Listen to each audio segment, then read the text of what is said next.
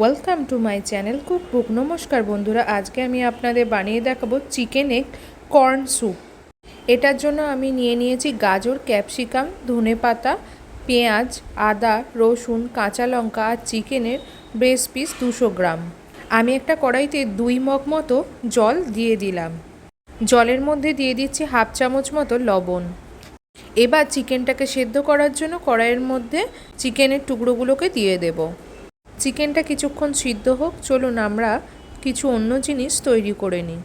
একটা বাটিতে 1 চামচের সামান্য বেশি কর্নফ্লাওয়ার নিয়ে নিলাম। সেটাকে সামান্য পরিমাণ জল দিয়ে গুলে রেখে দেব, যেটা পরে ব্যবহার করব। আমরা এখানে একটা মিক্সিং জারে 4 থেকে 5 চামচ মতো কর্ন নিয়ে নেব। আমি এখানে সুইট কর্নের ব্যবহার করেছি। এটার মধ্যে এবার সামান্য পরিমাণ জল দিয়ে একটা পেস্ট বানিয়ে নেব। আপনারা যদি ফিল্ড কর্ন ব্যবহার করেন তাহলে আগে সিদ্ধ করে তারপর পেস্ট বানাবেন।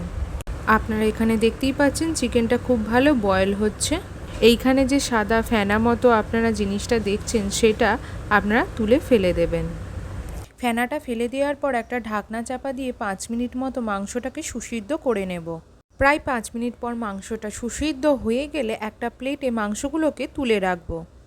মাংসটা খানিকটা ঠান্ডা হওয়ার জন্য রেখে দেবো, আর কড়াইতে যে জলটা আছে সেটা একটা বাটির মধ্যে তুলে রাখবো। এবার এই চিকেনের ব্রেস্ট পিসগুলো হালকা হালকা ঠান্ডা হয়ে গেলে ছোট ছোট টুকরো টুকরো করে ছিঁড়ে নেব। যেহেতু আমার ফর্ক দিয়ে মাংসের টুকরোগুলো করতে অসুবিধা হচ্ছে, তাই আমি হাত দিয়েই মাংসের টুকরোগুলোকে ছিঁড়ে নিচ্ছি। মাংসের টুকরোগুলো ছোট ছোট করা হয়ে গেছে। এখন আমি একটা কড়াইতে হাফ চামচ মতো ঘি নিয়ে নিয়েছি। ঘিটা গরম হয়ে গেলে গ্রেট করে রাখা রসুনটা দিয়ে দেব, আর দিয়ে দিচ্ছি গ্রেট করে রাখা আদা। আদা আর রসুনটা একটু ভালোভাবে ভেজে নেব যাতে এর কাঁচা ভাবটা চলে যায়। আপনারা চাইলে এই স্যুপটা ঘিয়ের জায়গায় বাটার দিয়েও করতে পারেন। আদা রসুনটা ভাজা ভাজা হয়ে গেলে কুচিয়ে রাখা পেঁয়াজগুলো দিয়ে দেব। পেঁয়াজটাকে এবার 2.5 থেকে 3 মিনিট মতো ভালোভাবে ভেজে নেব। পেঁয়াজটা হালকা নরম হওয়া পর্যন্ত কিন্তু ভাজতে হবে। পেঁয়াজটা ভাজা ভাজা হয়ে গেছে। এইবার এর মধ্যে দিয়ে দিচ্ছি কেটে রাখা গাজরগুলো। গাজরগুলোকেও 3 থেকে 4 মিনিট মতো ভালোভাবে ভেজে নেব। আমি এখানে বাটারের বদলে ঘি ব্যবহার করছি এই কারণেই, আমার মনে হয় ঘিটা বেশি স্বাস্থ্যকর। কাঁচা লঙ্কাগুলোকে এবার দিয়ে ভালোভাবে একবার ভেজে নেব। 3-4 মিনিট পর গাজরটা হালকা হালকা ভাজা ভাজা হয়ে এলে ক্যাপসিকামগুলো দিয়ে দেব। ক্যাপসিকামগুলো ভালোভাবে একটু ভেজে নেব। আপনারা চাইলে সবজিগুলোকে না ভেজে শুধু বয়েল করেও স্টুটা বানাতে পারেন।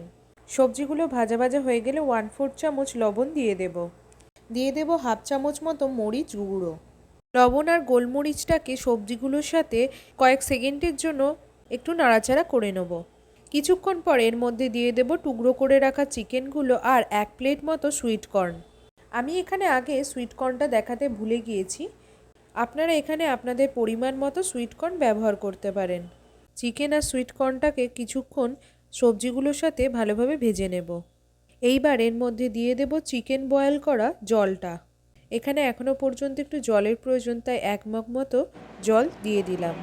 স্টুটা খানিকটা ফোটানোর জন্য রেখে দেব। আমি যে সুইট কর্নের পেস্টটা বানিয়ে রেখেছিলাম সেটা এবার দিয়ে দিচ্ছি। এই পেস্টটা দিলে স্যুপটা ঘন হবে। বাটিতে অবশিষ্ট পেস্টটার সাথে একটু জল মিশিয়েও সেটা দিয়ে দিলাম। এবার এটাকে 7 থেকে 8 মিনিট মতো ফোটানোর জন্য এভাবেই রেখে দেব। এই সময় গ্যাসের ফ্লেমটাকে মিডিয়ামে রাখবো। এই ধরনের স্যুপ কিন্তু খুবই আমাদের স্বাস্থ্যের পক্ষে ভালো হয়। স্যুপটা যখন এইরকমভাবে ফুটবে তখন বুঝে যাবেন যে সবজিগুলো খুব ভালোভাবে বয়েল হয়ে গেছে। এই সময় একটা বাটিতে 2টো ডিমকে ভালোভাবে ফেটিয়ে এটার মধ্যে দিয়ে দেব। এবার স্যুপটাতে ডিমটাকে ভালোভাবে নাড়াচাড়া করে দেব। স্যুপটাকে এইভাবে আরও 1 থেকে 2 মিনিট ফোটার জন্য রেখে দেব। স্যুপটাতে জলের পরিমাণটা একটু কম হয়ে গেছে, তাই আরেকটু পরিমাণ জল দিয়ে দিলাম। স্যুপটা আরেকটু কিছুক্ষণ ফোটার পর এর মধ্যে দিয়ে দিচ্ছি আরও 1 চামচ মতো গুঁড়ো গোলমরিচ, আর এর মধ্যে দিয়ে দিচ্ছি আগে যে কর্নফ্লাওয়ার গোলাটা ছিল সেইটা। এরপর কর্নফ্লাওয়ারটাকে খুব ভালোভাবে এইটার সাথে মিশিয়ে নেব। সবশেষে দিয়ে দিলাম কুচিয়ে রাখা ধনেপাতা। আমাদের আজকে চিকেনে কর্ন স্যুপ পুরোপুরি রেডি।